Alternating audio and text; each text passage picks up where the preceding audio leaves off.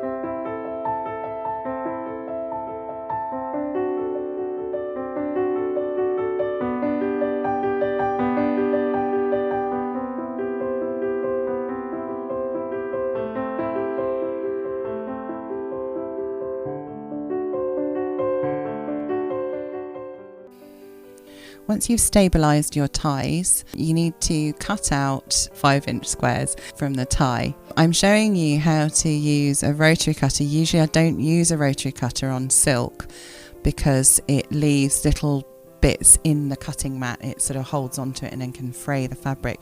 For some reason that didn't happen on this particular tie. I don't know if I was using a sharp blade in the rotary cutter, but the method I usually use is to cut out a 5-inch square template out of card, draw around them and cut out with scissors. They're never massively accurate anyway, because obviously silk ties are made on the bias, so there's always a little bit of stretch and movement.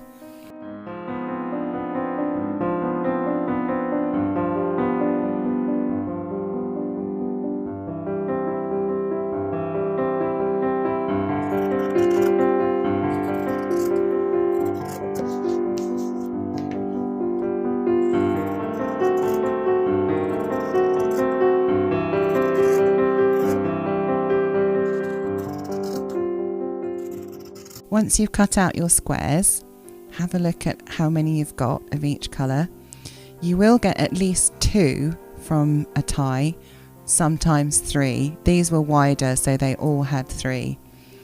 And now I'm going to choose the placement of what the cushion front will look like, just roughly. This just gives you an idea of how they're going to work in pairs, and it gives you an idea of how the different colours will balance through the cushion.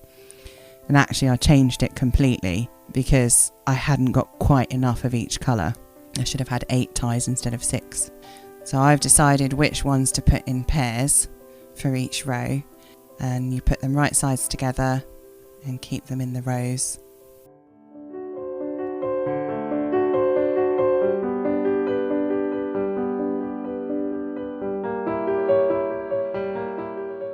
Once you've done that, you need to mark the centre line from point to point across the squares, and then a scant 1/4 inch from the centre line, you mark that's the stitching line, and you do that on both sides. And then make sure that you pin each triangle so that it doesn't move around. They're very, very slippery. It is silk at the end of the day.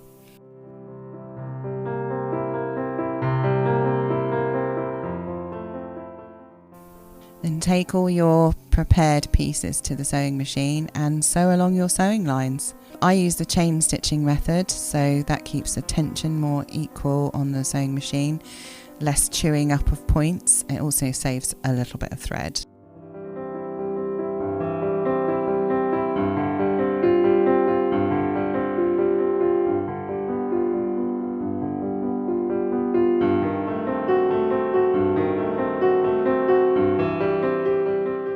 Once you've stitched them all, cut apart the chain stitching, take out all your pins, and then cut along the central line that you marked, and now you will have a square made up of 2 half square triangles with no stretch, no warping.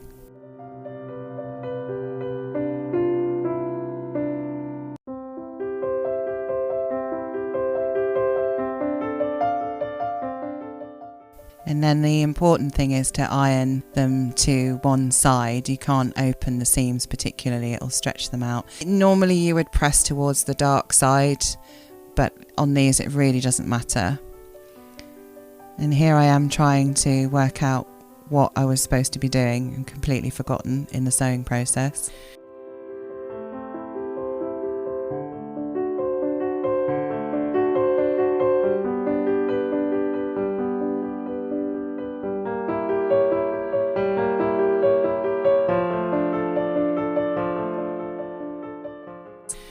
Once you're happy with the placement, match up your 2 half square triangles into pairs and then pin them.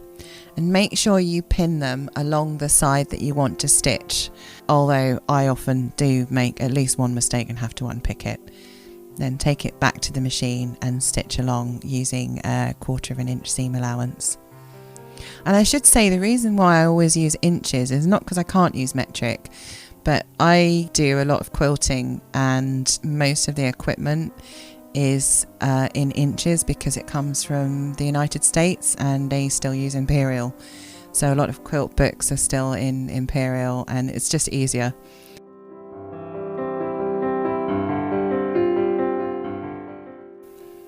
And then on these ones, I'm pressing the seams open just to cut down a little on the bulk, because otherwise you end up with something ridiculous like 8 layers of fabric altogether.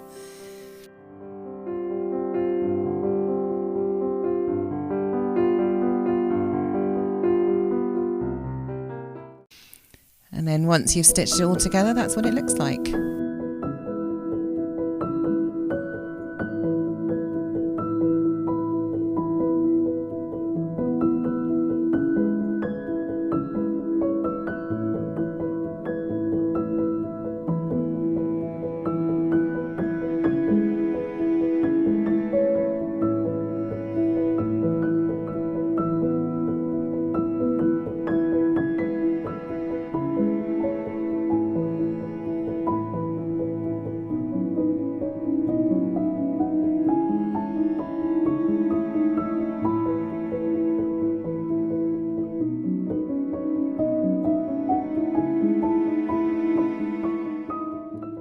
And if these 2 quilts look familiar, that's because they were exhibited in 2018 at the International Festival of Quilts at Birmingham, NEC.